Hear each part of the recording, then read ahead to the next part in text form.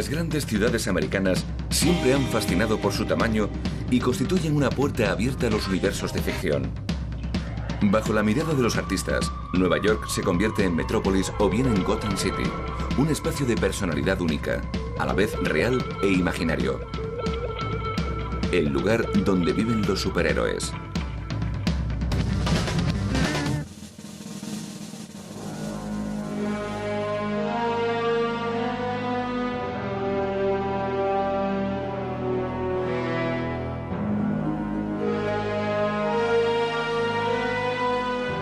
Batman, Superman, Spider-Man.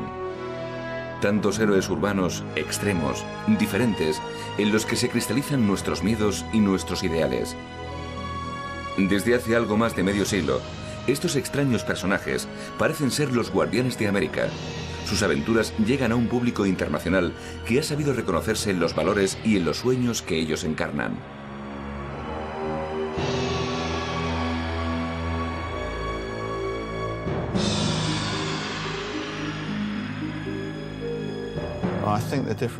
Creo que la diferencia entre un héroe y un superhéroe está evidentemente en la palabra super. Creo que en los superhéroes hay un poderoso elemento de realización de nuestros deseos. Un cierto aspecto mágico y onírico. Ya sabe, ¿qué haríamos si pudiéramos mover montañas? ¿Qué haríamos si pudiéramos volar? Supongo que esto se relaciona con el tipo de fantasías que la gente ha tenido desde hace mucho tiempo. Incluso podría relacionarse con la forma en que los griegos y las civilizaciones antiguas veían a los dioses, como personas que tenían forma humana, pero que eran superiores en todos los sentidos a los seres humanos.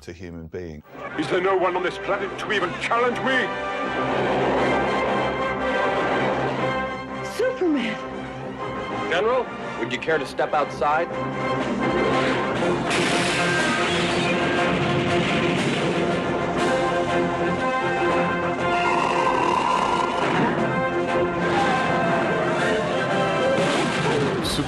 Los superhéroes son como una nueva mitología moderna que se expande hasta asimilar todo tipo de formas de ficción, incluyendo el misterio, la ciencia ficción, la magia, el mito.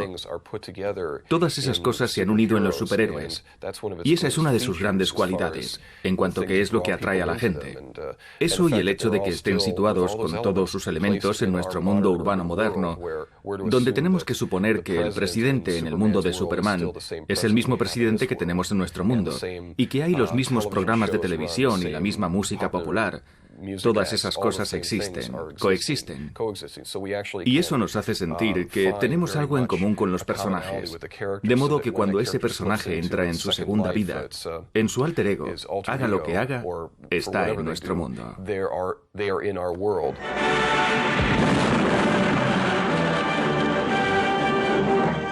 Big one's just as strong as Superman.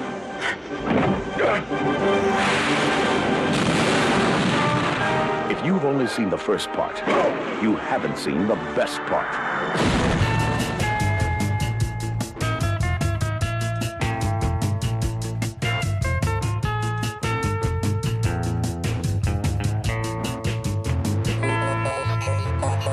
La historia de los superhéroes está estrechamente ligada a la de un medio, el del cómic americano. Desde su nacimiento en la segunda mitad de los años 30, estos fascículos impresos en color son el teatro de sus aventuras y han pasado por todas las etapas de la evolución del género hasta llegar a nuestros días.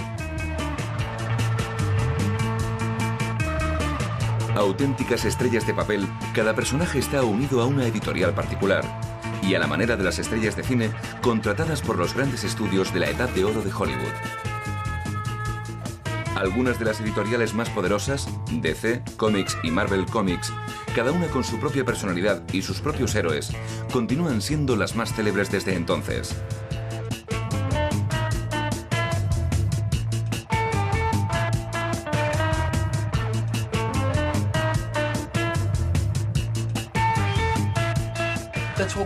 Todo forma parte del lenguaje de los cómics. Cuando lees un cómic y ves a un tío volar con una capa y una malla roja y azul, estás aceptando algo increíble. Estás asumiendo que eso ocurre en el universo de los superhéroes, que eso es normal. Y tiene gracia que cuando lo tienes delante Cuando vas a una convención de cómics y ves a alguien que va vestido así, esa aceptación de lo increíble desaparece rápidamente. Ves que esa persona tiene un aspecto ridículo. Pero eso demuestra la fuerza de la imaginación del lector. Su capacidad de decir, no, está bien, esto es de lo más normal. La gente va por ahí con capa, no hay ningún problema. Pero por otra parte, eso es lo que ocurre con todas las grandes obras fantásticas. En una historia de Superman nadie se cuestiona el hecho de que lleve esa capa y que siempre esté ondeando a sus espaldas, aunque esté sentado en una habitación. Es parte de ese mundo. Y la gente lo acepta, porque como dijo una vez un director de Broadway, el público quiere amarte. La gente, los lectores, quieren disfrutar de esto. Es como un código, ya sabes. Cuando ves al malo, lleva la cara cubierta. Cuando ves al bueno, tiene esa mandíbula, esos dientes, ese pelo. Son todo códigos, cosas que captas visualmente al instante sin tener que leer. Puedes decir, este es el bueno, este es el malo.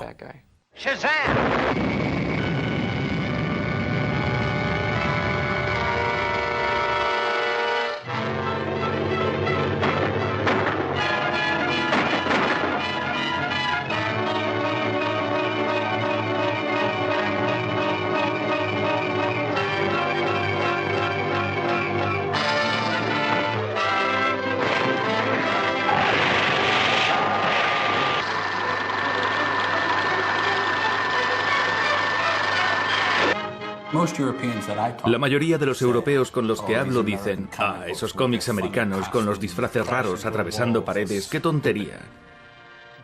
Y lo que hago, lo que intento hacer es decirles, vale, bien, es una tontería, pero pensemos por un momento que eso es real. Es una tontería, pero supongámoslo. Y vamos a jugar a seguir ese juego. Es como un sueño, como una fantasía. Eso es lo que provocan los superhéroes. Despiertan al niño que tenemos dentro, a ese niño que busca al héroe. Y si va disfrazado, eso le hace diferente a todos los demás. Y si tiene músculos, tú quieres tener músculos. Y si la chica tiene pechos y tiene un tipo increíble, tú quieres eso, te gusta, lo aprecias. Y si dices que a ti eso no te pasa, estás mintiendo, lo siento. Te encanta, ¿vale? Eso es lo que provoca. Si quieres una historia seria, lo haces de una forma diferente. Aquí cabe todo. Aquí cabe todo. Para mí, los cómics son el ejercicio de ese lado de mi personalidad que busca la fantasía.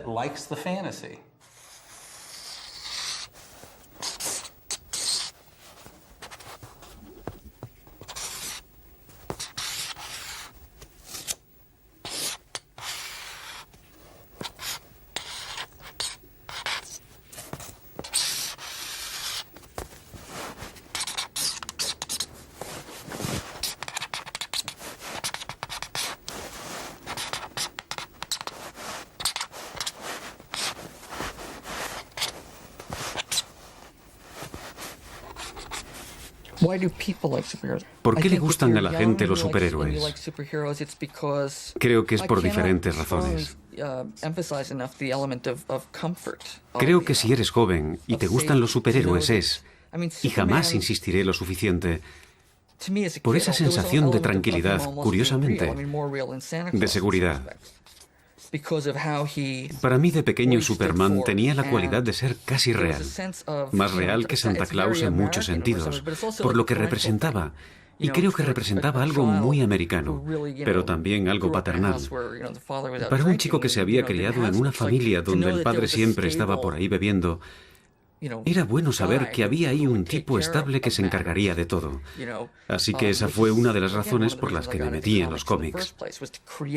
Para crear un mundo en papel sobre el que pudiera tener algún control.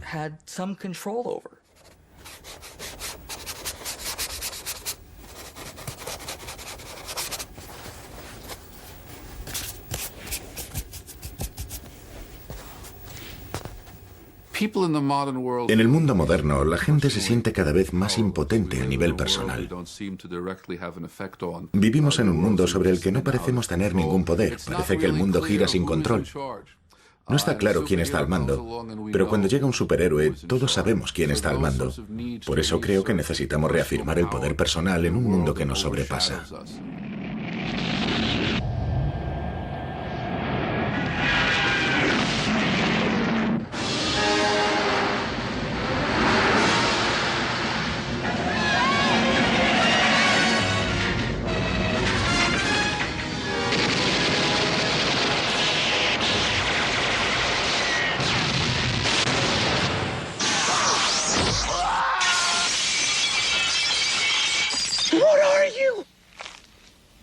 I'm Batman.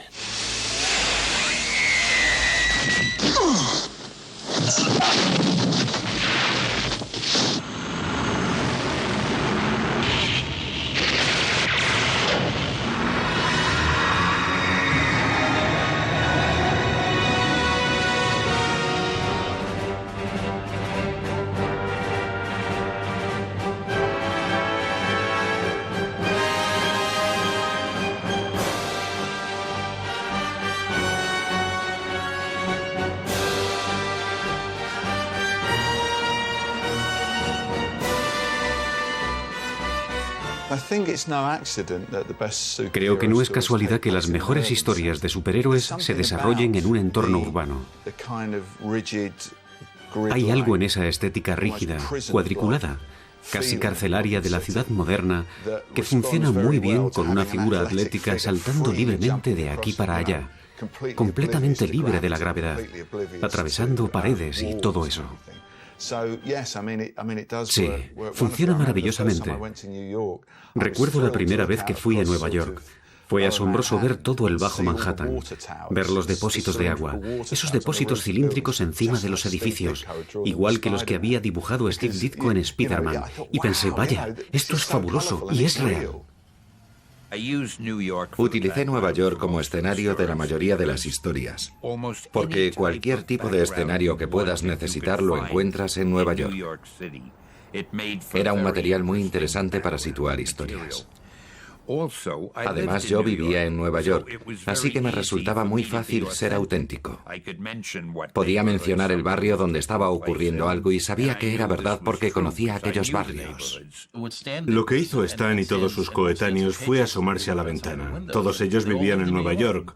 ¿Qué mejor escenario que este se puede imaginar? Si quieres que Spider-Man vaya saltando entre rascacielos, en Nueva York hay de sobra. Si transformas mentalmente los edificios en un entorno natural, serían cañones y valles. Por eso tienes esa sensación de encierro al nivel de la calle. Pero si pudieras elevarte, arriba está el espacio abierto y los superhéroes vuelan sobre la ciudad, en el cielo abierto. Si no colocas a Spider-Man en una posición en la que nadie más podría estar, contemplando esos cañones desde lo alto, con los edificios subiendo hacia ti, entonces no estás utilizando bien a Spider-Man. Si lo dibujas de pie en el suelo, estás desperdiciando a Spider-Man. Tiene que estar agarrado a una pared o sobre la ciudad, mirando hacia abajo en perspectiva. Tienes que aprovechar el personaje al máximo. Cada vez que hago Spider-Man, intento que sus pies toquen el suelo lo menos posible. Lo cuelgo boca abajo encaramado a una pared. Lo hago balancearse cabeza abajo. Es uno de los trucos.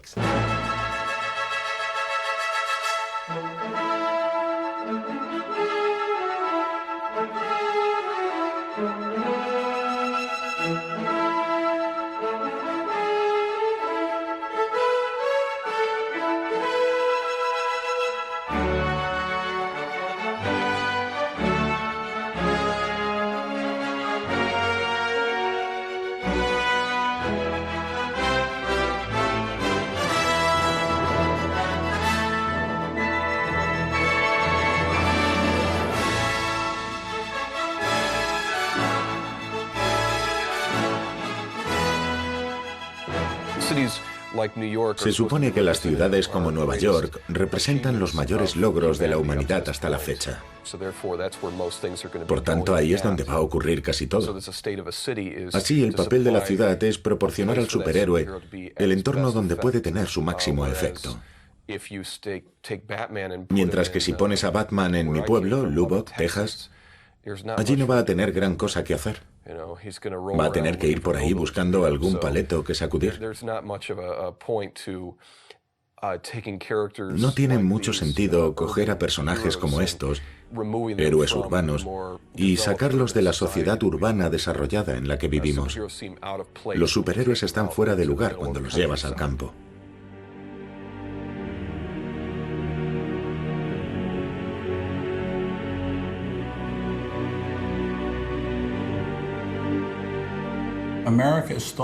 Se piensa en Estados Unidos como en el gran experimento. Y hay una conexión entre eso y los superhéroes. Una conexión muy fuerte. Si estoy en Estados Unidos, puedo ser cualquier cosa. Congresista, puedo ser presidente, puedo ser cualquier cosa. Eso es muy optimista, muy heroico y muy idealista y muy tonto. Todo a la vez. Todo junto. Y si tienes esos ideales, puedes creer en grandes cosas, en utopías, y no importa si no se realizan, sigues pudiendo creer en ellas, sigues teniendo ese potencial, puedes decir, hicieron este gran experimento y funcionó. Mira lo bien que funcionó. Creo que a la gente le gustan los superhéroes, en el mejor sentido de la palabra. Si pensamos en Estados Unidos, la democracia y el nivel de verdad, de justicia, no tanto del estilo americano, sino de la libertad de expresión, eso detuvo el totalitarismo. Hablamos de la decencia y el bien, y de que el bien triunfará. Creo que como niños necesitamos eso.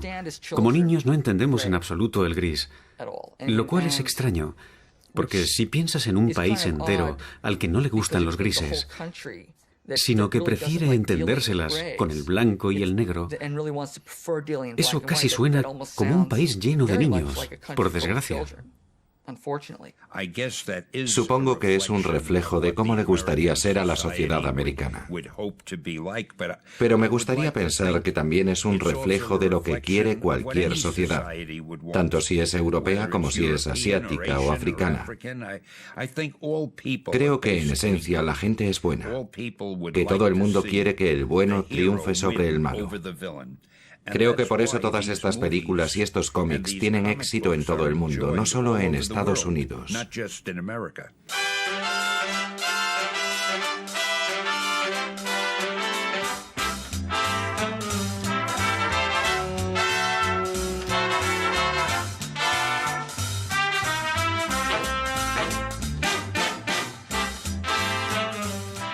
¿Cuál es actualmente el personaje más popular de las tiras cómicas de los periódicos? Me rindo. Es Superman. ¿Quieres decir que nuestro invitado de hoy es Superman? No, no es Superman. Nuestro invitado de esta noche es el hombre que creó a Superman. Ha escrito todas las aventuras de Superman desde que este ídolo de masas hizo su primera aparición pública. Es el señor Jerry Siegel. Buenas noches, señor Siegel. Buenas noches. Así que usted es el hombre que hay detrás de Superman. No, solo soy uno de ellos. Yo escribo las situaciones y los diálogos. Las tiras las dibuja mi colaborador, Joel Shuster. ¿Qué edad tiene usted? 25 años. ¿Y cuánto tiempo llevan trabajando juntos usted y el señor Shuster en su Robin Hood de alto voltaje? Empezamos hace unos 8 años, pero Superman solo lleva publicándose 2 años. ¿A qué se debió la demora? Tardamos 6 años en vender Superman. Nos lo rechazaron prácticamente todos los editores de cómics del país.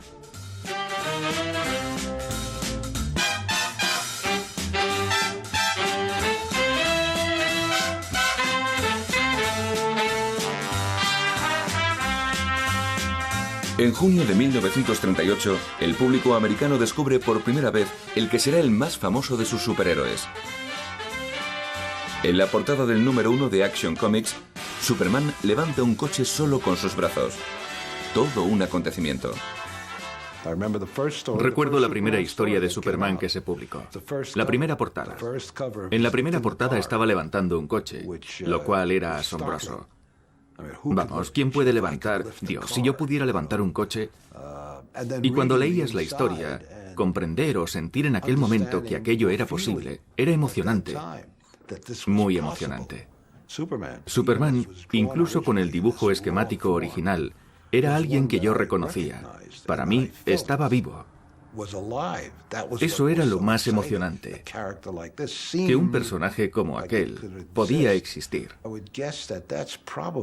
Creo que probablemente por eso fue el superhéroe que tuvo un mayor efecto en mí. Me sentía relacionado con él de alguna forma. Antes de aquello ya había héroes de cómic, pero eran policías, detectives, piratas, vaqueros y ese tipo de cosas. Superman fue el primer superhéroe.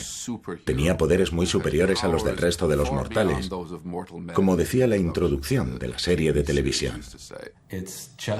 Es justamente lo que quieres cuando eres pequeño. Superman. Eso es lo que voy a ser de mayor. Saltar por encima de los edificios. Aquello era completamente nuevo. Viviendo en la actualidad, conocemos a los superhéroes. No nos parecen algo extraño. Pero si lo viviste entonces, parecía la cosa más extraña del mundo, los trajes que llevaban, que volaran y que hicieran todo aquello. No tiene el menor sentido.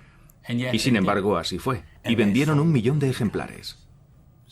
Alguien me compró 2 ejemplares. Y uno lo guardé en una bolsa de papel encerado para que no se ensuciara. Iba muy por delante de mi tiempo. Y el otro lo calqué hasta atravesar el papel. Lo calcaba una y otra vez con papel vegetal, la figura de Superman. Podría hacerlo dormido. Sí, es Superman. El ídolo absoluto de la joven América, cuyas asombrosas hazañas son responsables de unas ventas mensuales sin precedentes de 800.000 ejemplares de la revista Action Comics y de más de 1.250.000 ejemplares de la revista Superman. Conocido de Maine a California como el héroe del momento, Superman aparece en 248 diarios y suplementos dominicales.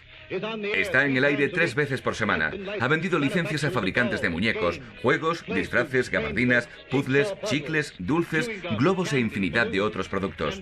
Y a partir de enero de 1941 aparecerá en una serie de dibujos animados de Paramount que se exhibirá mensualmente en 4.000 cines por todos los Estados Unidos. Más rápido que una bala. Más poderoso que una locomotora. Capaz de saltar 12 edificios de un solo salto. Este extraordinario ser llegado del planeta Krypton es el hombre de acero, Superman. Dotado de visión de rayos X, poseedor de una increíble fuerza física, Superman libra una interminable batalla por la verdad y la justicia oculto tras la imagen del tímido periodista Clark Kent.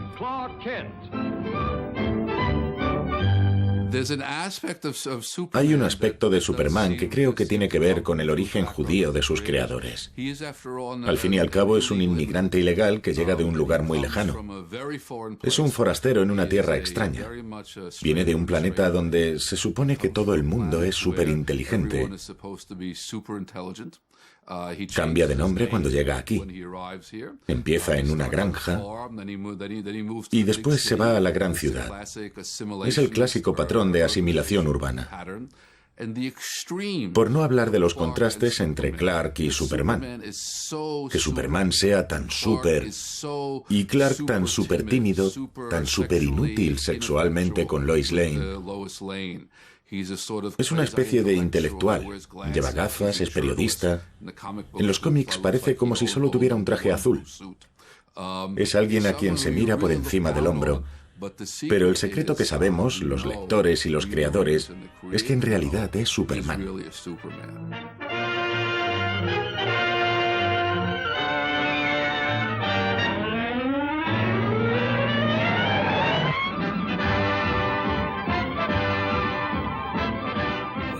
No olvidemos que Superman fue creado por 2 chicos judíos de Cleveland, Ohio. Un héroe como Superman, de otro planeta, de otra cultura, puede conseguir cualquier cosa. Y para 2 chicos judíos de Cleveland, Ohio, ese es un gran ideal por el que luchar. No importa quién seas, incluso aunque vengas de otro planeta, puedes convertirte en Superman. Parece casi perfecto que los 2 creadores fueran 2 chicos judíos de Cleveland, Ohio. Lo que ocurrió inmediatamente fue que aparecieron otros superhéroes. Fue una auténtica explosión en todo el mercado americano. Batman siguió a Superman, Wonder Woman, Flash, Zatra el Mago y Hawkman, todos con orígenes e historias terribles que los convertían en iconos. El Capitán Marvel, el Príncipe Submarino, todos aquellos, todo ocurrió en 2 años, en 3 años en total, e inundó el mercado. Estados Unidos había descubierto un medio.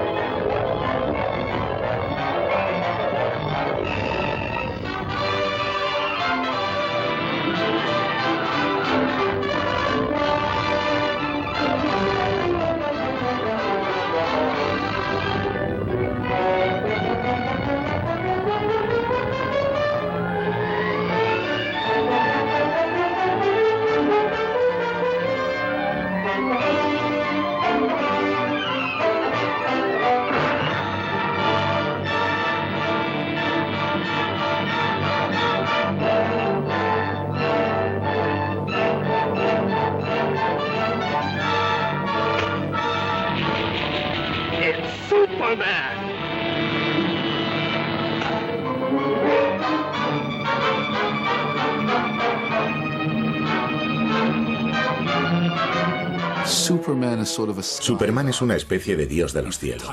Es un tipo de personaje que habita en los cielos. Superman es ligero. Es el sueño del inmigrante. Se alza desde sus orígenes y vuela sobre la ciudad. Es un superhéroe. Mientras que Batman es una figura mucho más oscura.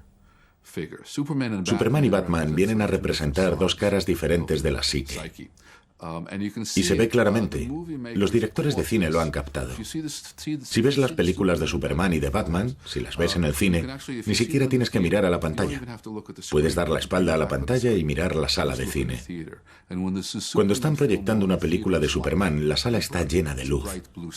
Hay un cielo azul brillante, su casa, su fortaleza perdida en el Ártico, todo nieve, cristal, todo es brillante y luminoso.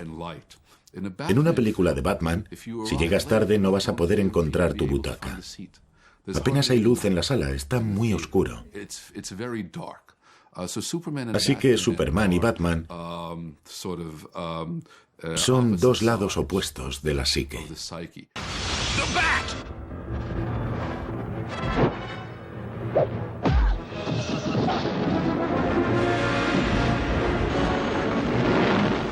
Angel of death awaits.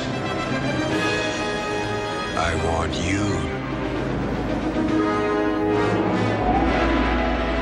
Can't be too careful with all those weirdos around.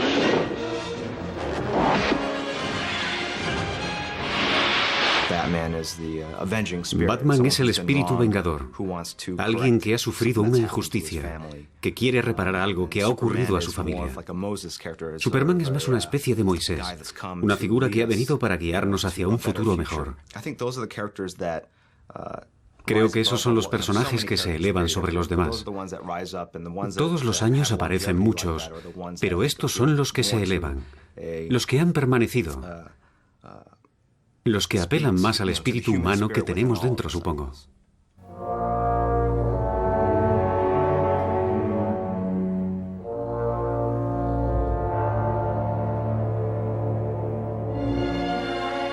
Cuando el dibujante de Batman, Bob Kane, creó su personaje, apenas tenía 22 años.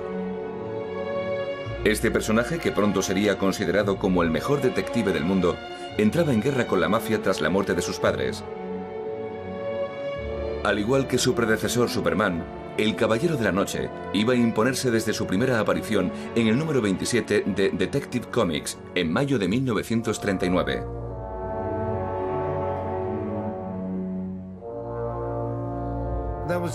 Si lo piensas bien, era la única salida que tenían los niños entonces. El cómic era la salida, no había televisión. Había radio, pero no televisión.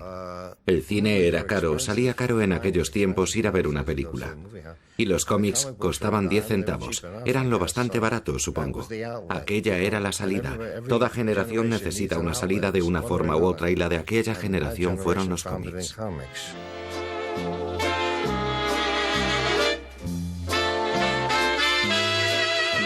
Entre los artistas más originales que trabajaban en el mundo del cómic en aquella época, el equipo formado por Joe Simon y Jack Kirby ocupan un lugar muy especial. Instalados en el mismo estudio, los dos dibujantes emprenden una colaboración que durará cerca de 20 años. Crean numerosos superhéroes como Sandman o como el famosísimo Capitán América en marzo de 1941. Más que un héroe, este último se convertirá en un gran símbolo, en la encarnación de todo un país. En aquellos días y también ahora, a lo largo de toda nuestra carrera, hemos estado haciendo cómics y pensando en nuevos cómics. Todo el mundo intenta, como ahora en el cine, todo el mundo busca el siguiente gran éxito y lo intentas una y otra vez y de vez en cuando das en la diana. Simon y Kirby fueron el primer gran equipo creativo que trascendió más allá de un personaje individual. Siegel y Shuster eran un gran equipo por Superman, pero Simon y Kirby eran un gran equipo por Simon y Kirby. Y todos pensábamos en el negocio que ellos eran los que creaban estrellas, los que creaban éxitos, y los que hacían los trabajos más interesantes fueran donde fueran, aun cambiando de editorial. Eran como la aristocracia del mundo del cómic, y eran en los que todos buscábamos la última tendencia. Y cuando trabajaron para Timely Comics, hicieron 10 números del Capitán América, se fueron, y los artistas que tomaron el relevo se pasaron los 5 o 6 años siguientes imitando a Simon y Kirby en el Capitán América, imitando el trabajo sin pulir desde el que Simon y Kirby siguieron evolucionando. Aquella misma noche, cuando el Capitán América vuelve a convertirse en Steve Rogers, recuerda a su enemigo mortal muchos años atrás. Y mientras intenta dormir, no consigue olvidar el rostro más odiado y diabólico de todos: la Calavera Roja. You fool! The final battle has not been fought. The fruits of victory shall be mine. En sus recuerdos, Steve Rogers retrocede un fatídico día 20 años atrás, cuando libró la última batalla contra la Calavera Roja en su búnker secreto. Destroy him, don't let him get away. He can't escape me now, not when I've come so close.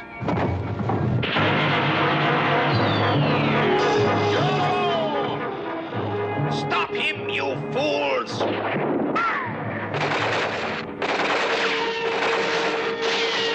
Cursed shield! Bullets have no effect on it!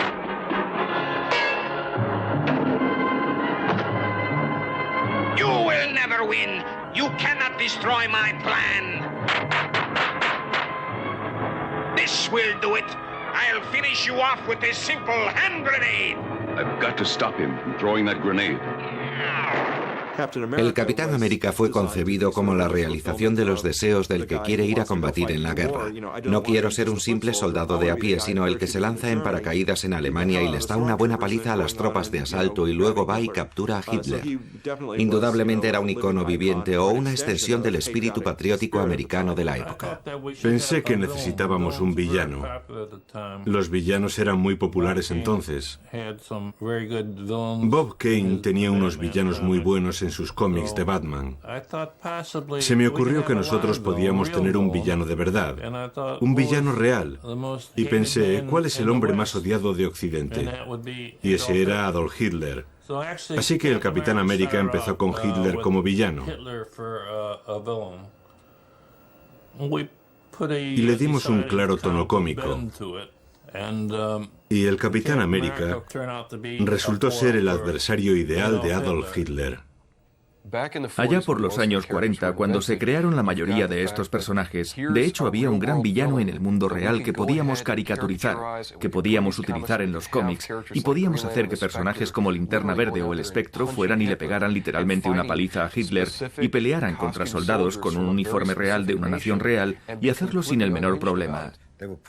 Sacaban revistas utilizando a los personajes, enfrentándolos a los alemanes para vender bonos de guerra en realidad. Se utilizaban los personajes para esos fines. Desde luego sé que se hacía. Y según parece funcionó muy bien. Hubo bastante de eso.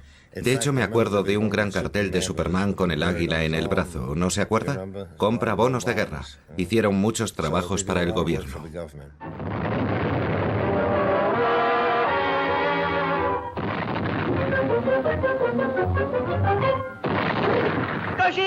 away!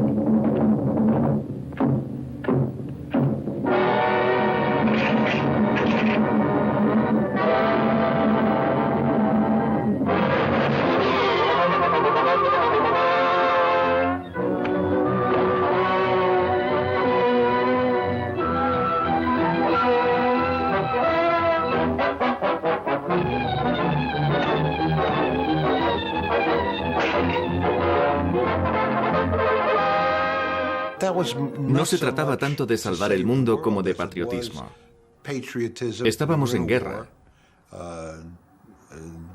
El ejército y la marina estaban combatiendo. Chicos, hijos, hijas y padres, todos estábamos involucrados en esto. De modo que poner a los superhéroes en aquellas historias no significaba que fuéramos a salvar el mundo, sino a los nuestros. Y creo que ese fue el efecto principal, o al menos así lo viví yo. La industria del cómic en los años 40 recibió el impulso de la Segunda Guerra Mundial. Había un enemigo común en el mundo y todos los superhéroes se unieron para combatir a la Alemania nazi. En los años 50 se nos criticó. La industria del cómic fue muy criticada por lo que se consideró exceso de celo nacionalista en los villanos comunistas. Lo llamábamos la amenaza roja. Y todo venía de la cruzada del senador Joe McCarthy en el Congreso contra la amenaza roja, contra los comunistas. Un rojo debajo de cada cama, antes muerto que rojo. Y pensábamos que esos iban a ser los nuevos villanos contra los que combatirían los héroes patrióticos americanos.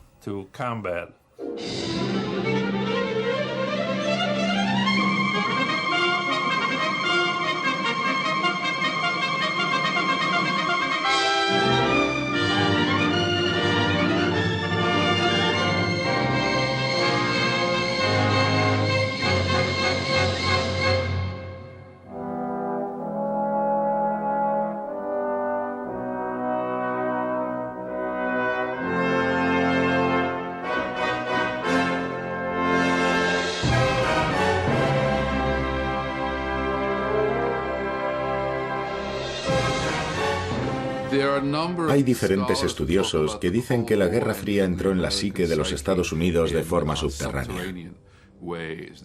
Hay muchos autores que dicen que las películas de terror de los 50 en realidad representaban los peligros de la amenaza roja. Siempre tratan de ataques de otro planeta o de seres del espacio exterior. El clásico es la invasión de los ultracuerpos, donde las mentes de los buenos ciudadanos americanos son dominadas por los alienígenas. Es claramente una metáfora de lo que se llamaba el lavado de cerebro comunista. Si recuerdas cuando los americanos atacaban a los comunistas, qué divertido. También se atacó a los cómics. De alguna manera se estableció una conexión entre los cómics y el crimen. Los cómics desafiaban a la autoridad, los cómics y la violencia. Había entonces un senador, se llamaba Kifafa, que quería ser presidente y necesitaba un tema para hacerse famoso. Y eligió los cómics. Creo que igual que se critica hoy al cine, la violencia hace daño a los niños. Y echó la culpa a los cómics del problema. Nos atacaban por todas partes, en la radio, en la prensa, los periódicos, todo el mundo nos atacaba. Y este Kifafa decía, los cómics están matando niños y cosas así. Fueron tiempos muy malos. Se han contado 422 cómics o títulos de cómics diferentes en los kioscos en marzo de 1954. De estos, aproximadamente una cuarta parte eran de temática criminal y de terror. ¿Hasta qué punto diría usted que estos cómics atraen a la infancia en mayor o menor grado que las inofensivas tiras cómicas que todos conocemos? Se venden 20 millones al mes, senador. Así es, 20 millones al mes solo de estos, de temática criminal y de terror. Hubo un psicólogo en concreto, el Dr. Frederick Wertham, que publicó un libro en 1954, La seducción de los inocentes, en el que utilizaba la teoría psicoanalítica para afirmar que los cómics estaban corrompiendo a la juventud, que fomentaban la violencia. Argumentaba que Batman y Robin vivían una fantasía homosexual y toda una serie de teorías sobre el efecto corruptor de los cómics, la marihuana de la guardería. Y consiguieron implantar el miedo en todo el país. Los distribuidores empezaron a rechazar los cómics y parecía que esta industria no iba a ser capaz de sobrevivir.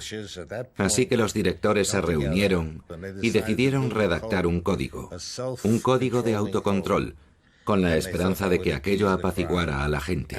Y revisaban cada página, revisaban cada viñeta y quitaban todo lo que consideraban irresponsable, lo que no les gustaba. Teníamos que cumplir las normas del código y lo hacíamos. No se podía mostrar nada de sangre, sexo. Había que tener mucho cuidado con el sexo. Los delitos tenían que ser muy leves, podían ser robos, y había que tener mucho cuidado con las armas, lo que hacías con las armas. En aquel momento los cómics estaban tan castigados, eran tan atacados por el material que sacaban, bueno o malo, fuera el material que fuera, que acabó afectando a todo el mundo. A los editores, a los distribuidores, afectó a todos los que intervenían en la cadena. Y si aquel emblema del código del cómic no estaba en la portada, la revista no se distribuía.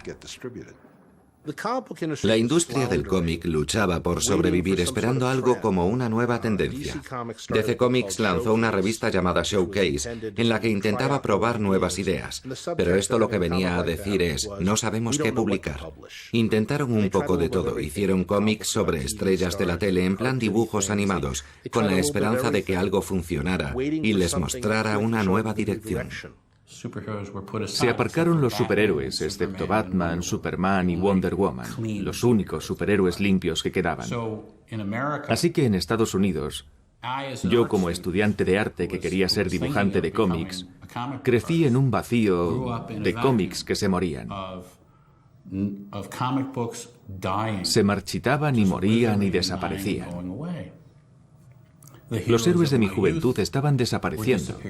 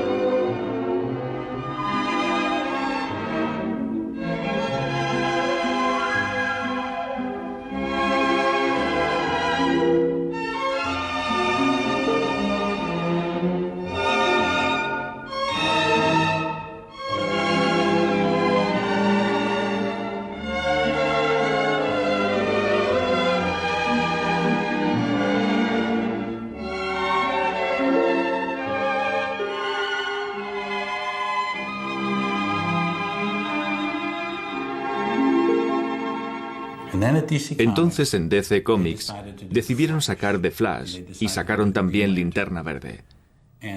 Y aquellos de nosotros que estábamos pendientes de todo, porque éramos como esponjas, vimos cómo empezaban a reaparecer los superhéroes. Y no nos lo podíamos creer. Aquello no podía estar pasando.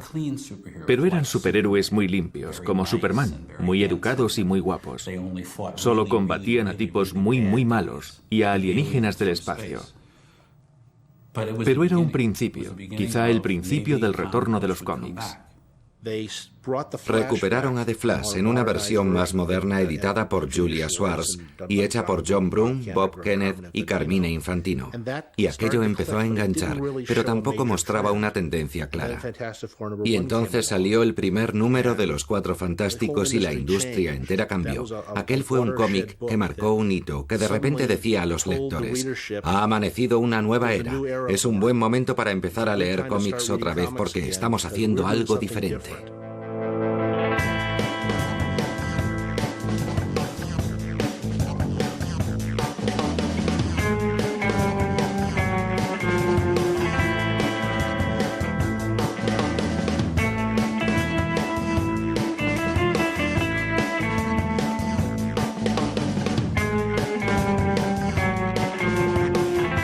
La aparición de los Cuatro Fantásticos en 1961 determina el principio de la colaboración del dibujante Jack Kirby con el guionista Stan Lee, recientemente nombrado director editorial en la Timely Comics.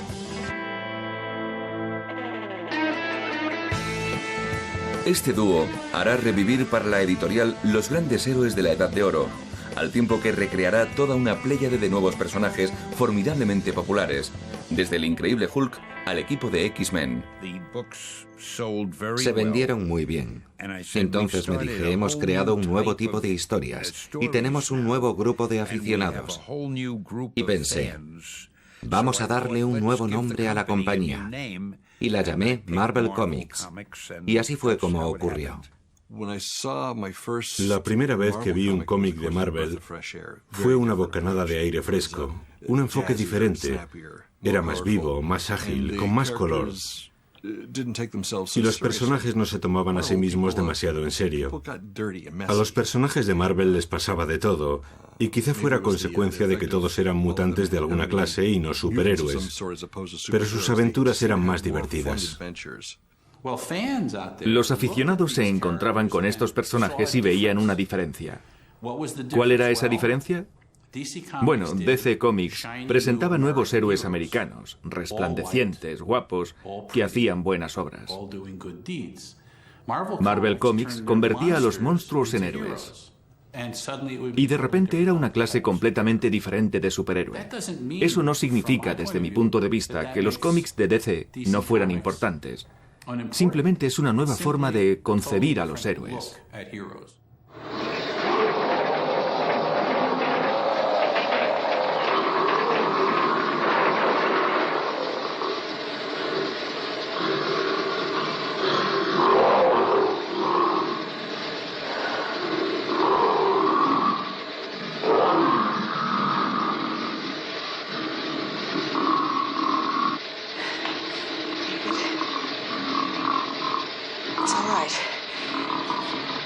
Easy. That's it. Nobody's gonna hurt you. It's okay. It's okay. That's it. Can you understand me? Can you understand me? Can you speak? La mayoría de los superhéroes que habían aparecido a finales de los 50 y principios de los 60 tenían unos orígenes poco serios. Eran producto de accidentes o errores nucleares. Habían sido creados por los rayos gamma, por gente que no sabía muy bien lo que eran. Pero quedaba muy bien en la historia.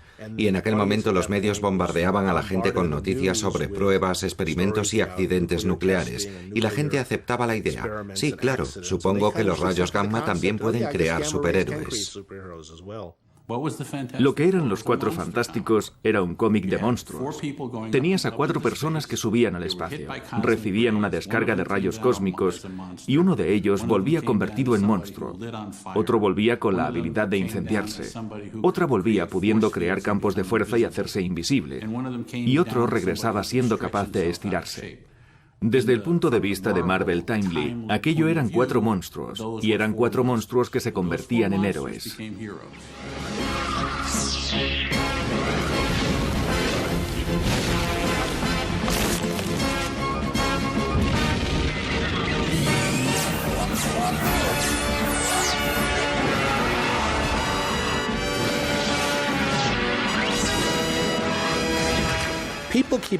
La gente siempre se preguntaba quién hacía qué en el equipo de Stan Lee y Jack Kirby. Yo trabajé con Stan y trabajé con Jack, y descubrí que ni siquiera ellos lo tenían muy claro. Evidentemente Jack hacía los dibujos y Stan hacía los diálogos.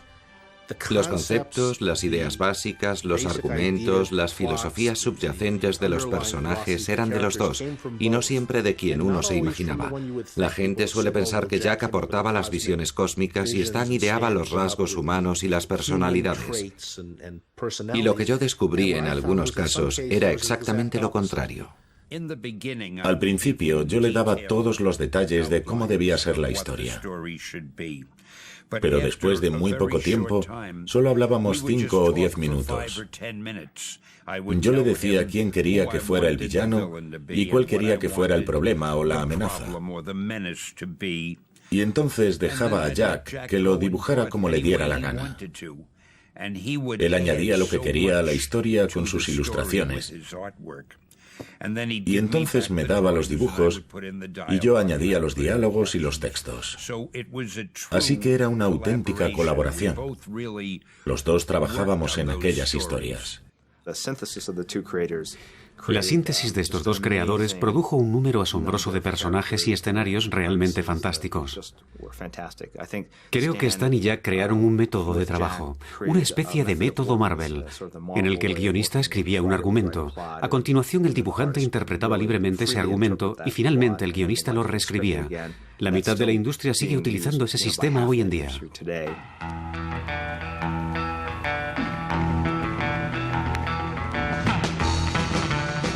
Además de formar este dúo, Stan Lee colabora paralelamente con muchos otros dibujantes y guionistas de talento en el seno de la Marvel Comics. Mary Severin, Steve Ditko, John Buscema, Roy Thomas, Jim Collan, John Romita e incluso Neil Adams. Cada uno de ellos aporta aquí su personalidad y el equipo así constituido ofrece un conjunto de gran riqueza.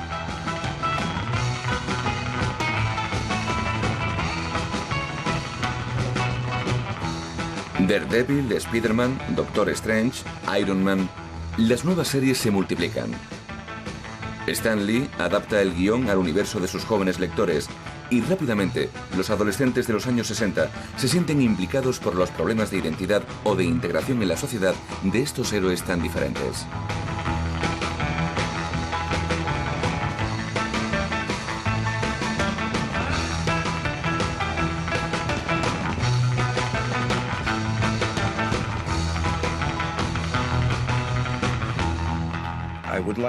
Me gusta pensar que la principal diferencia entre los personajes que creamos en Marvel y los que habían existido hasta entonces es que estos eran un poco unidimensionales.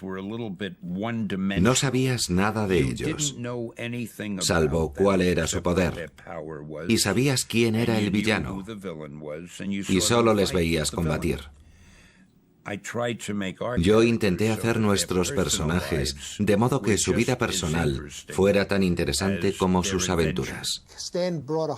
Stan dio un enfoque totalmente diferente a los superhéroes. Y además rompía la monotonía de las escenas de lucha. A veces en los cómics de superhéroes había 10 páginas seguidas de lucha y acababa siendo aburrido. Pero él las mezcló con la vida personal. Todo eso le daba una mayor dimensión. Por ejemplo, a los Cuatro Fantásticos les dio personalidades conflictivas y por ello discutían constantemente. Y además creó la relación amorosa entre dos de los personajes. Eso es el genuino Stan Lee.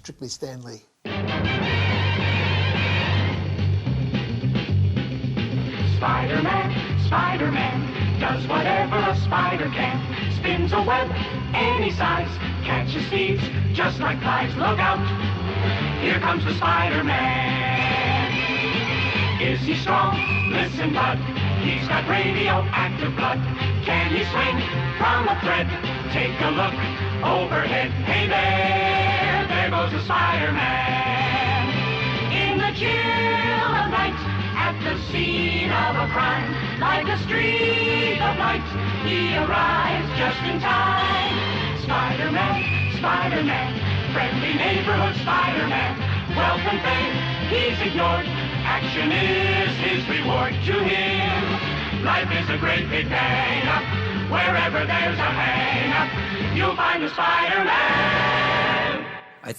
Creo que probablemente Spider-Man ha resultado ser el más realista de todos nuestros personajes. En primer lugar, por lo que yo sé, nunca había habido un superhéroe adolescente. Los adolescentes siempre habían sido ayudantes de un héroe, pero esta vez quería que el adolescente fuera el héroe. Y dado que era un adolescente, intenté que tuviera todos los problemas que tienen la mayoría de ellos. Le preocupa el dinero, le preocupa su familia, le preocupa conseguir citas con chicas. Seguramente Spider-Man es el menos extravagante de los grandes superhéroes. No es invulnerable como Superman. No es una figura oscura como Batman. Parece un chico más o menos normal, con sus problemas de ansiedad, a quien le vendría bien una novia. Spider-Man necesita claramente compañía femenina.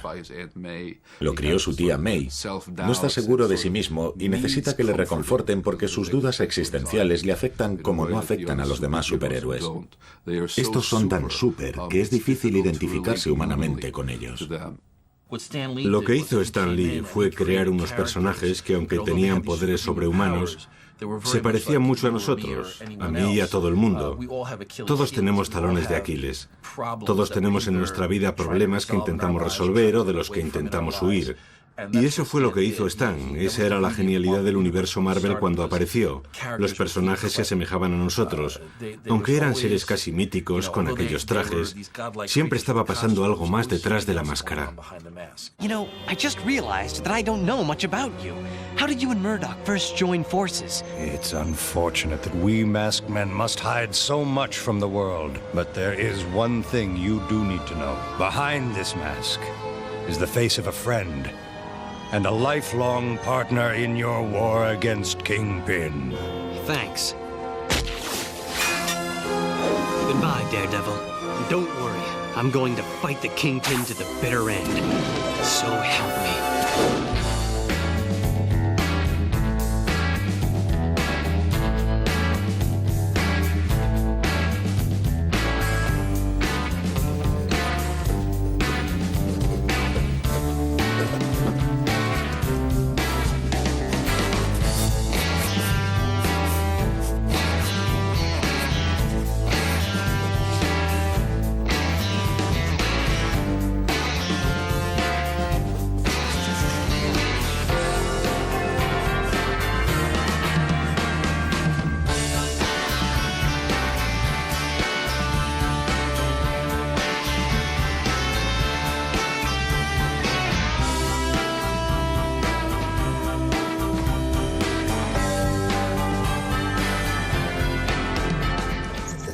Stan suele obligar a los artistas a usar su habilidad para escribir una historia.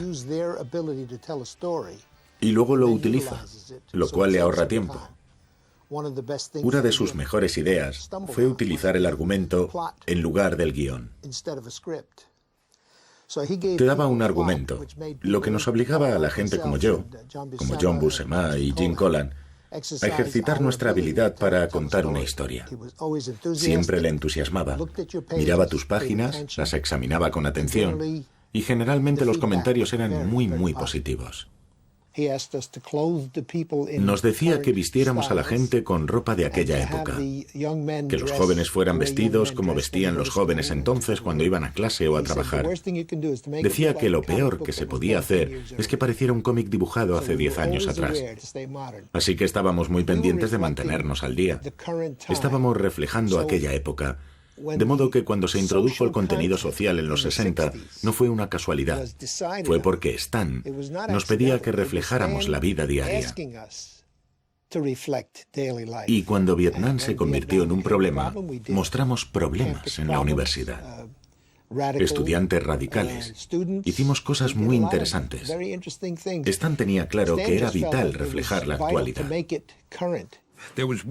En una ocasión, acabo de acordarme, recibí una carta de Washington, D.C., del Departamento de Salud, Educación y Bienestar, Y me decían que debido al gran problema de drogas que tenía el país, me agradecerían que hiciera algún tipo de historia de Spider-Man que hablara a los lectores de los peligros de la drogadicción.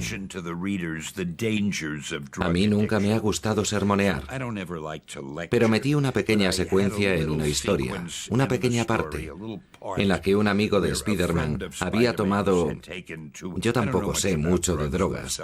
Había tomado algo y le había hecho pensar que era un pájaro y que podía volar. Estaba en lo alto de un edificio y Spider-Man intentaba convencerle de que bajara. Y eso era todo. Pero cuando enviamos la revista a la revisión del código, nos lo devolvieron diciendo, no se puede publicar. Y yo dije, ¿por qué? Y dijeron, no está permitido utilizar drogas en las historias. Y yo dije, pero esta es una historia antidroga. Intenta enseñar a los jóvenes que tomar drogas es peligroso. No, lo sentimos, no puede ser. Pero me lo ha pedido un departamento del gobierno de los Estados Unidos. Lo sentimos, no puede ser. Y al final pensé, al cuerno, y publiqué la historia de todas formas. Y no puse el sello del código en la portada. Así que no decía, aprobado por la autoridad del cómic, o lo que fuera. Cuando sacábamos drogas, no hacíamos un documental sobre drogas. Mostrábamos un drama humano, cómo afectaban las drogas al carácter. E hicimos lo que hacíamos siempre. Envolvíamos la píldora en miel y dábamos primero el entretenimiento y después el mensaje.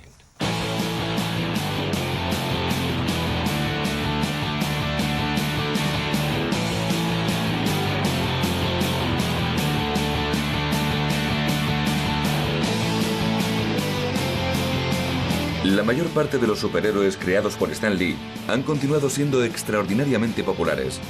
Publicados hoy en día en cerca de 75 países y traducidos a 25 lenguas, todavía gozan de un auténtico éxito.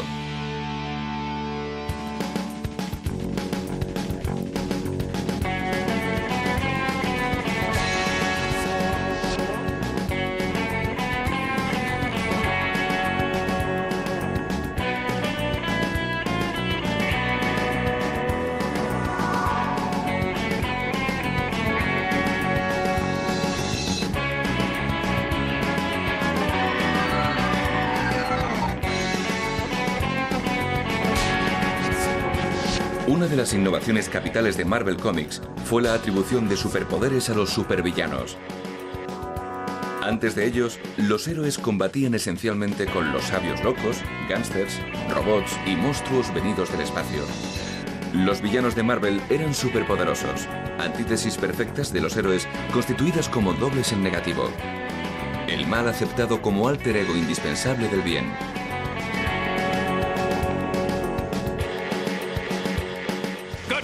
I made your shackles out of indestructible titanium too, eh? Justice will be served, and all of you will suffer for your crimes against Norman Osborn. For justice is blind no longer! All you megalomaniacs have such a weird sense of humor.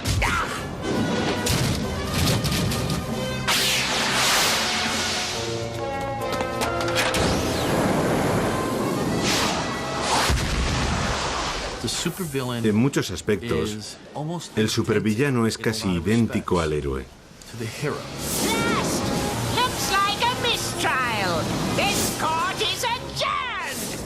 Han seguido caminos similares en la vida. La diferencia entre el villano y el héroe es que el villano dio un paso en la dirección equivocada. Cuanto más puedas acercar el villano al héroe, más eficaz será ese villano. Y si te soy sincero, en realidad lo que hace un buen cómic, lo que hace la historia, es el villano. Se tarda poco tiempo en crear un héroe. Vale, ya has creado el héroe, ya tienes al héroe, está listo. Pero los villanos, tienes que trabajar en ellos todo el tiempo. Cada mes tiene que haber uno nuevo. O si rescatas a alguno antiguo, tienes que darle un nuevo enfoque. Tiene que haber algo nuevo que quiera hacer. Y tiene que hacerlo de una forma diferente. Así que me he pasado la mayor parte del tiempo trabajando en los villanos. Un héroe solo es un buen héroe si su villano es un buen villano. La esencia de los cómics y de todos los héroes es que los villanos tienen que ser dignos de ellos. Así que cuantos más héroes se creaban, más villanos aparecían. Es la naturaleza del cómic. Y el héroe más triste es el que no tiene buenos villanos.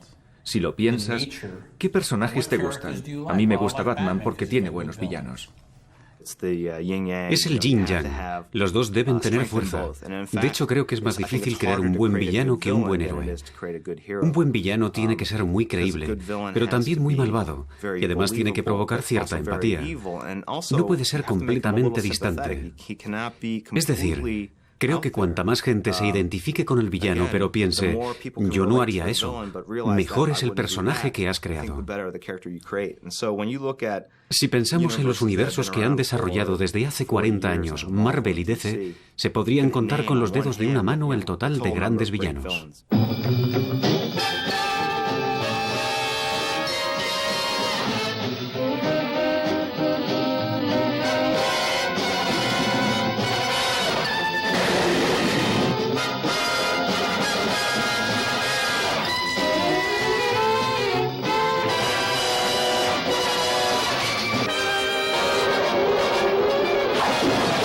The Catwoman.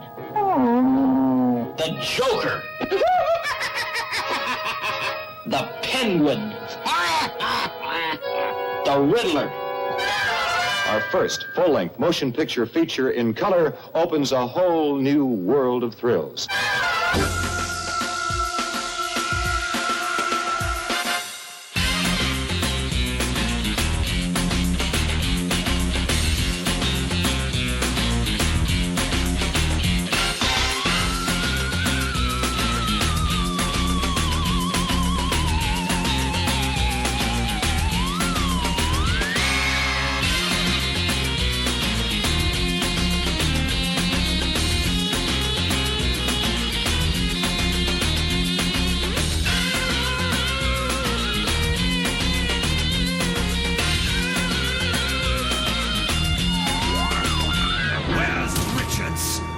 Who is this meddlesome fool who fights for them? Unless, of course, they can't fight for themselves. Of course. My bomb. The radiation. They've lost their powers. Finally, Reed Richards. On a silver platter.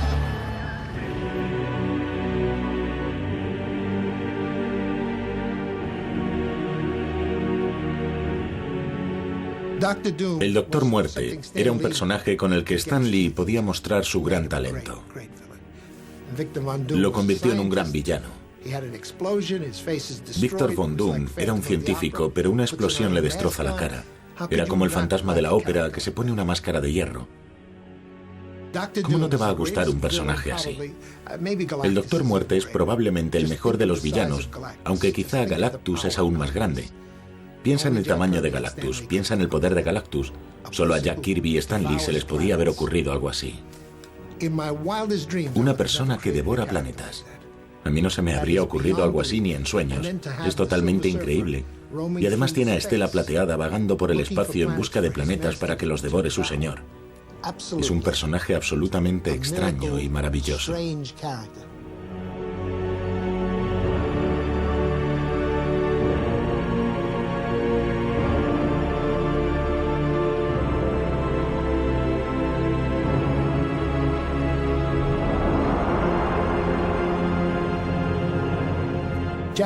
La imaginación de Jack Kirby es única. Era tan creativo que tiraba a la papelera más ideas de las que la mayoría puede tener en toda una vida. Si es que alguna vez tiró algo a la papelera. Pero estoy seguro de que se le olvidaron más buenas ideas de las que la mayoría de la gente ha tenido. Creo que eso es Jack Kirby, la mayor fuerza creativa que he visto jamás. En cuanto a superhéroes de cómics, era un genio. Y en mi opinión revolucionó los cómics de superhéroes. Todos aprendimos de Jack. Y me da igual lo que diga la gente. Todos los que hoy continúan trabajando han aprendido de Jack.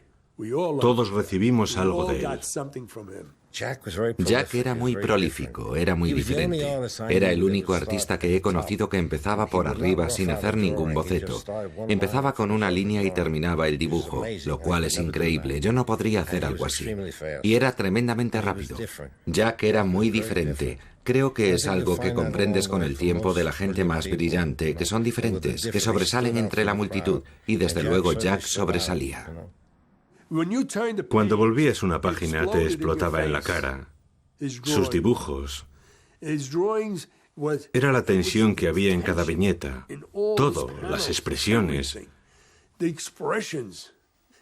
Y podías sentir la energía que tenía cada página que dibujaba. Todo. Podías criticarlo, decir que las manos estaban mal, la cabeza, quizá que la nariz era demasiado pequeña, cosas así, no importa. Era capaz de contar una historia como nadie.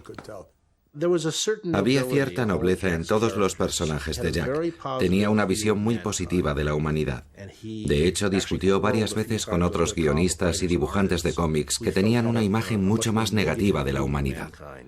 Creo que una de las razones de que Jack fuera tan bueno haciendo superhéroes es que cuando alcanzaban sus momentos culminantes de heroísmo, eran seres realmente hermosos, bien dibujados, fuertes, vitales, y tenían una energía inmensa.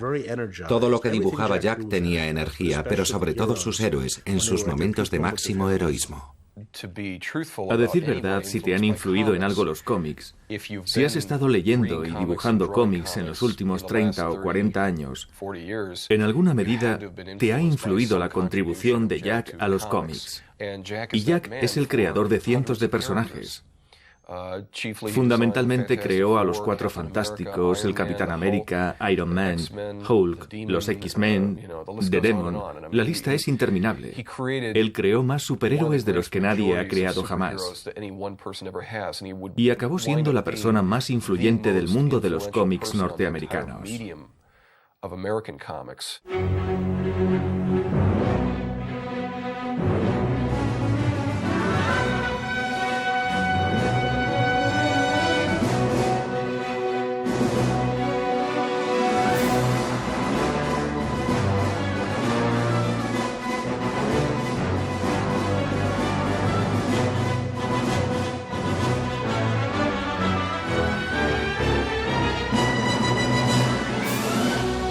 Los superhéroes de los cómics americanos han sabido evolucionar, adaptarse, crecer. Han conocido nuevas aventuras regularmente. Algunos de ellos, incluso medio siglo después de su creación. A pesar de la creación de nuevos personajes, estos continúan vivos en el imaginario de los artistas más jóvenes, enriqueciendo su universo y aportando en él una visión moderna, una nueva inspiración.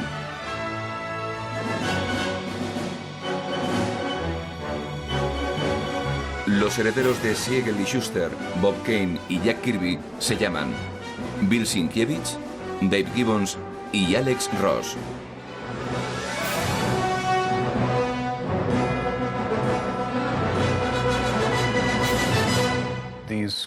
Estos personajes se han elevado a la categoría de iconos. No es que hayan ocupado realmente el lugar de mis dioses en sí mismos, pero supongo que si los comparamos con culturas más antiguas, en las que se dedicaba mucho tiempo a pintar retratos de Jesucristo y de los santos, creo que sería ese tipo de sentimiento el que despertaría. Hay el mismo nivel de respeto, pero además está el respeto por lo que buscaban los creadores originales cuando concibieron estos personajes. Siempre he querido hacer un homenaje especial a lo que hicieron estos hombres. En todos los casos de los superhéroes con los que he trabajado, los he vuelto a examinar intentando sacar a la luz el trabajo original del artista. Y quiero que eso me impregne la mente antes de hacer mi reinterpretación.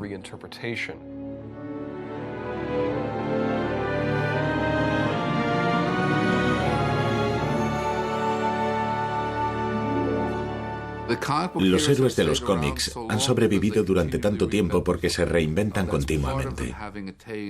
En parte se debe a que han alcanzado un estatus mitológico. Los mitos cambian y una de las formas en que cambian es reinventándose. De vez en cuando esta reinvención vuelve a los principios. Se renuevan volviendo a sus orígenes.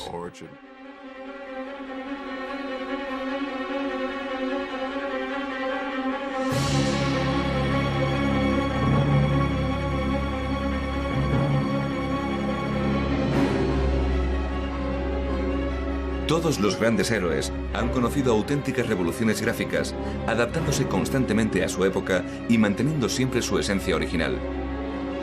En el caso de Batman, el diseño de Carmine Infantino sucedió al de Bob Kane y al de Dick Sprang, antes de pasarle el relevo a Neil Adams en los años 70.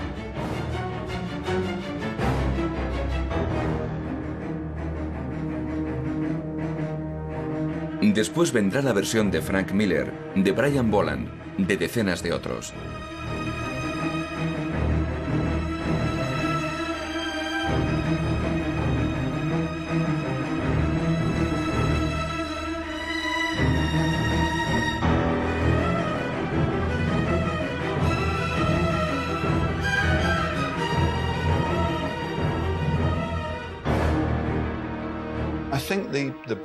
Creo que los mejores personajes de cómic, Superman, Batman, el Capitán Marvel, tienen algo de arquetipos, algo tan sólido que soporta todo tipo de tratamientos radicales o difíciles. Y para mí, desde luego, ha sido muy emocionante poder dibujar sus aventuras y haber escrito en ocasiones las aventuras de personajes que me encantaban cuando era pequeño. Es un poco como jugar con los juguetes de otro niño. Piensas, vaya, qué juguete de Superman más increíble. Puedo hacer que haga esto, ahora está hablando con Lois Lane. O escribir guiones de Joker, por ejemplo, es una oportunidad maravillosa. Y desde luego, nunca he soñado con Superman o Batman. Pero siento casi como si fuera un sueño, que los conozco, que los reconocería. Cuando te pones a escribir cosas para Superman o Batman, sabes lo que dirían, sabes cómo se comportarían, o se te ocurre algo y piensas, no, Superman nunca haría eso. En realidad es como si tuvieran existencia propia.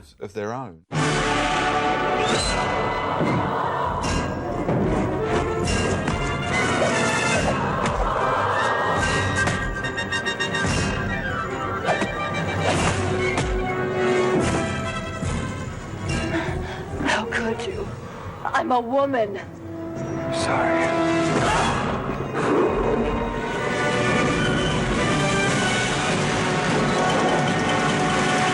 Gotta fly!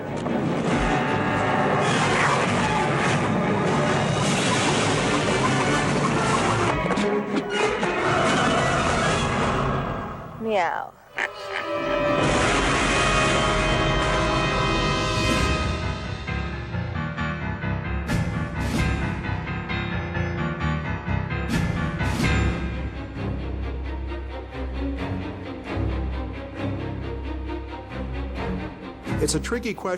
Es complicado hablar de personajes con los que han crecido diferentes generaciones y que son propiedad de una gran compañía. Puedes ir y hacer una historia fabulosa de Batman, pero seguirá siendo propiedad de la compañía. Si eso no te importa, es una forma genial de trabajar. Ha habido generaciones de guionistas y dibujantes de cómics que se mueren por la oportunidad de hacer eso mismo. Quiero hacer algo de Superman. Tengo una historia de Superman que me muero por contar, o tengo una historia de Joker o de Aquaman, de quien sea. Y está muy bien. Si estás dispuesto a trabajar en esas condiciones, bienvenido, adelante. Pero el inconveniente es que los cómics siguen evolucionando. Puedes incorporarte al circo un tiempo, pero el circo seguirá adelante y entonces o te vas con él o él se va sin ti. Y al final sé que por mucho que me guste Batman o cualquiera de los personajes de su mundo, incluso algunos personajes que he creado para su mundo, al final tengo que decirles adiós y volver a mis personajes, porque aquellos personajes no son míos. Estoy con ellos un tiempo, me divierto y me despido de ellos. Por encima de todo, estamos en un negocio. La industria del cómic es un negocio.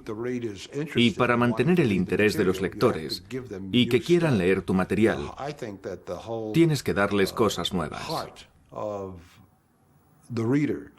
Creo que lo que busca realmente el lector que coge un cómic es ver algo diferente, leer algo diferente. Si ya saben lo que pueden esperar de una entrega a la siguiente, entonces has perdido un lector. Al cambiar, al poner a otro artista a trabajar, eso ya aporta una variación al personaje, le da un tipo diferente de historia. Haces que muera, que vuelva a vivir, lo haces renacer, le haces volar, le das otro talón de Aquiles, lo conviertes en cualquier cosa con tal de que sea diferente a lo anterior. Y eso es lo que se intenta, y eso es lo que tenemos que hacer como negocio. As a business.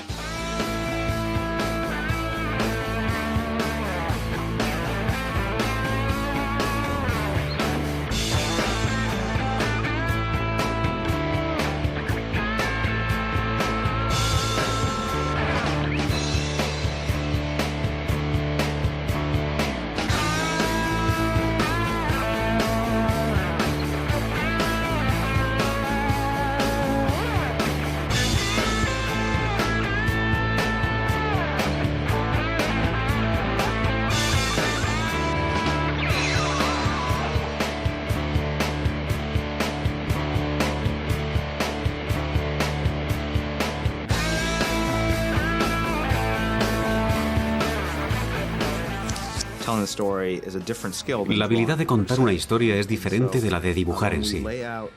Así que cuando componemos historias, y cuando yo compongo una historia, intento crear algo que resulte emocionante pero que no sea confuso, algo que sea dinámico, pero no excesivamente recargado.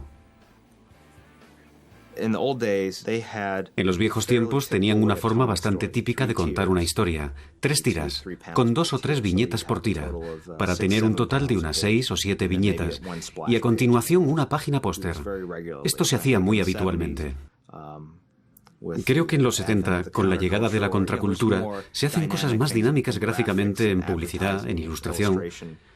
Empieza a haber gente que cambia cosas. Una mano que entra desde un lado. 3 viñetas seguidas de arriba a abajo. Ya no hay 3 tiras.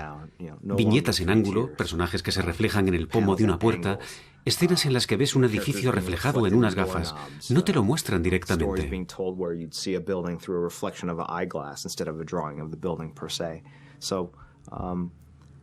Y por otro lado, en los 80 llega la influencia de MTV y vuelve a cambiar la forma de contar historias. Todo cambia. Si ves Natural Born Killers y Lo que el viento se llevó, son técnicas completamente diferentes.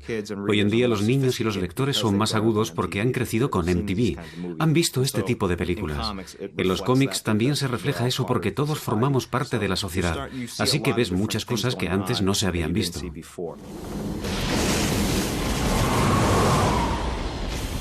Don't you people ever die!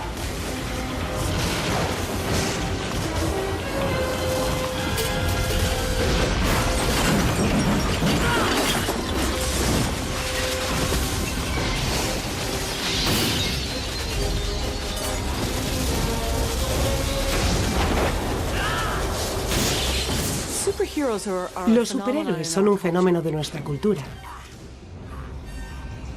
En primer lugar, son personajes que funcionan bien en el cine porque siempre estamos buscando formas originales y diferentes de hacer películas de acción. Y eso también lo hace más difícil porque los aficionados ya tienen su propia imagen de esos superhéroes. Primero fue un cómic, luego dibujos animados y ahora una película. Pero en este momento no puedes sacar a un personaje vestido de licra amarilla y azul porque no tiene sentido, quedaría raro. Así que los vestimos de negro para que estuvieran camuflados en la noche, en la oscuridad. Y les explicamos a los fans por qué íbamos a hacer esto, para que nos permitieran hacerlo. La fuerza de los X-Men es que llevan ahí unos 35 años, así que tenemos una base de fans adultos que creció con el cómic y otra de fans más jóvenes que los están descubriendo ahora.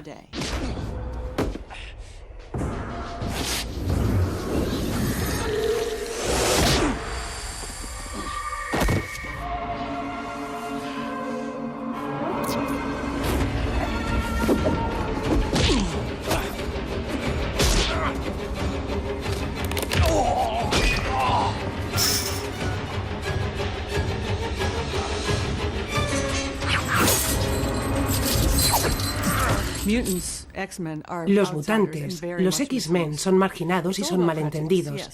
Es una cuestión de prejuicios, sí. Los X-Men, bueno, el mundo los teme y los odia. Eso les da a los personajes cierta accesibilidad. Cuando los X-Men crecen, cuando llegan a la pubertad, es cuando se hacen evidentes sus poderes.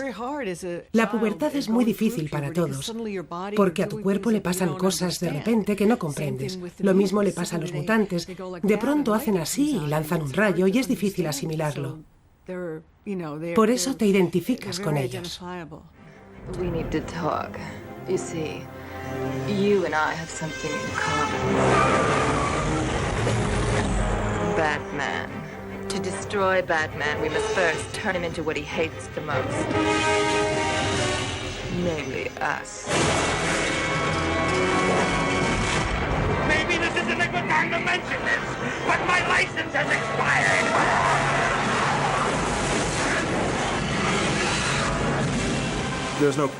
Es indiscutible que estos directores increíblemente dotados, Spielberg, Lucas, Barton, rinden homenaje a los cómics en sus películas, bien directamente adaptando un personaje de cómic o buscando en los cómics cierta técnica de estilo o una forma de visualización, o bien estudiando la composición de las viñetas de cómic o simplemente la imaginación.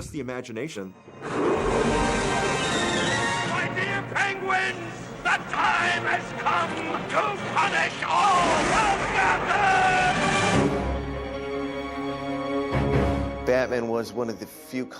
Batman era uno de los pocos cómics que desde un principio tenía una gama de colores más oscura. Y eso me gustaba. Creo que era probablemente mi cómic favorito con diferencia. Me identificaba con esa soledad y esa cualidad de aislamiento, y por eso creo que era mi personaje de cómic favorito. De ese universo me gustan los personajes duales. Catwoman y Pingüino representan ese lado de animal torturado que tiene el ser humano. El universo de Batman, como cualquier gran mito, conecta con el subconsciente de la gente.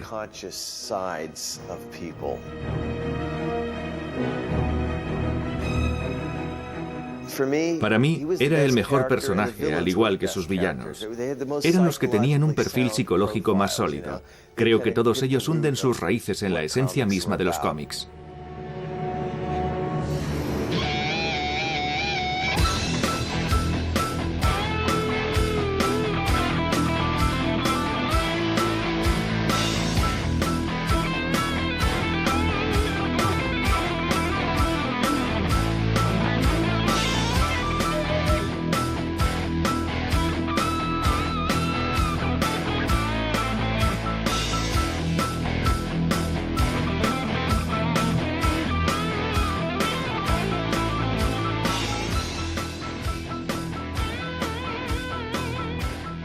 Es difícil separar el cómic de superhéroes del fenómeno del marketing de masas. El público de los cómics cada vez es más reducido. Antes podías comprar cómics en cualquier esquina, ahora hay tiendas especializadas. De modo que los cómics se han convertido en un producto más específico, más especializado. Ya no son solo las revistas de cómics, están las películas y las figuras de acción y los libros y los parques temáticos y los pósters. Son enormes campañas de marketing. Por lo que ya no se puede separar el superhéroe de cómic del superhéroe como producto. Spider-Man es un producto con una cantidad increíble de licencias comerciales explotadas. Desde monopatines a zapatillas, comida, Spider-Man está en todas partes. Y una vez más, eso es la prueba de lo maravilloso que era el personaje cuando fue creado. Que tanta gente puede identificarse con el personaje de 1 millón de formas diferentes. Hay aficionados a los videojuegos que nunca leerán un cómic de Spider-Man, pero les encanta el videojuego.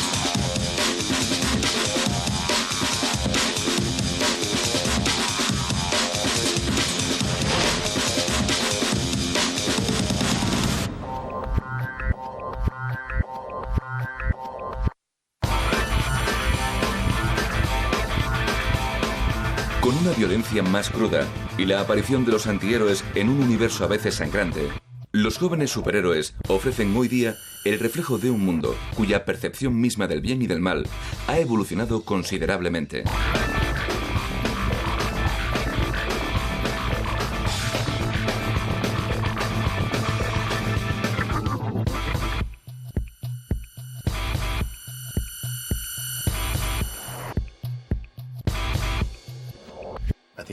Creo que nuestros héroes se cuestionan a sí mismos. Y creo que lo más americano de estos personajes es que van cambiando con el país. Cambian con nosotros y nos cambian. Son parte del tejido que da color a lo americano. y al mismo tiempo son muy comerciales. Creo que ahora falta humor en los cómics, al menos en algunos de ellos. Se están tomando a sí mismos demasiado en serio. Creo que podría contar con los dedos de las manos y los pies, y con los dedos de las manos y los pies de alguien más, todos los personajes que se han transformado en una versión más oscura y descarnada. Ese es para mí uno de los grandes cambios en el cómic, que se han vuelto más oscuros y descarnados. Tengo sentimientos contradictorios. Me alegro de que los cómics ya no sean simplistas, de que la violencia se retrate de una forma más realista. Pero creo que a veces hay problemas con el aspecto gratuito de la violencia. Hacen algo increíblemente violento y a continuación se comportan como si no se dieran cuenta de lo que ha pasado. Todo el mundo está insensibilizado ante lo que pasa a su alrededor. Están cubiertos de sangre y a nadie le molesta. Quizás si los personajes fueran un poco más conscientes de la brutalidad de su mundo, no sería tan extraño ver esa violencia. Creo que ese es el problema que tengo. Con la violencia en sí no tengo ningún problema. Son las reacciones ante la violencia lo que me parece preocupante.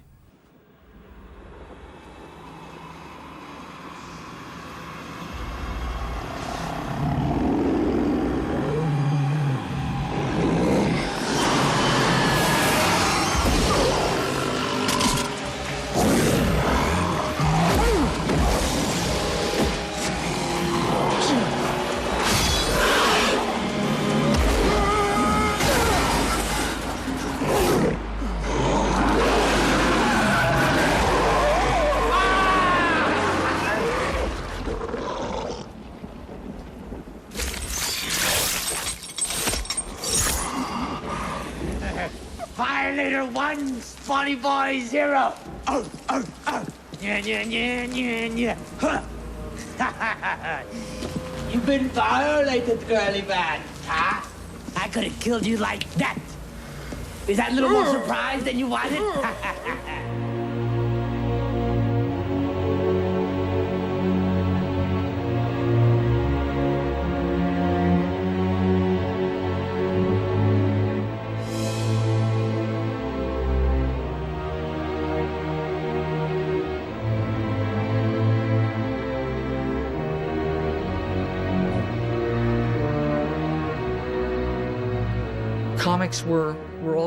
Los cómics siempre han sido divertidos, y creo que al ponerse tan serios, al tomarse a sí mismos tan en serio, están perdiendo algo de lo que los hacía interesantes para los niños.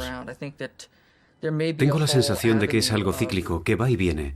Creo que puede aparecer una nueva tendencia, un nuevo enfoque más ligero. Ahora creo que está cambiando.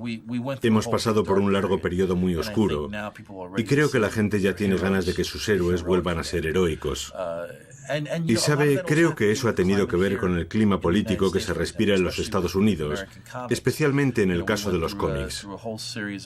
Hemos pasado por una serie de acontecimientos, empezando por el Watergate en los años 70, y nuestros líderes no estuvieron a la altura de lo que esperábamos. Por eso es lógico que viéramos nuestros cómics y a nuestros héroes de papel evolucionar de la misma manera.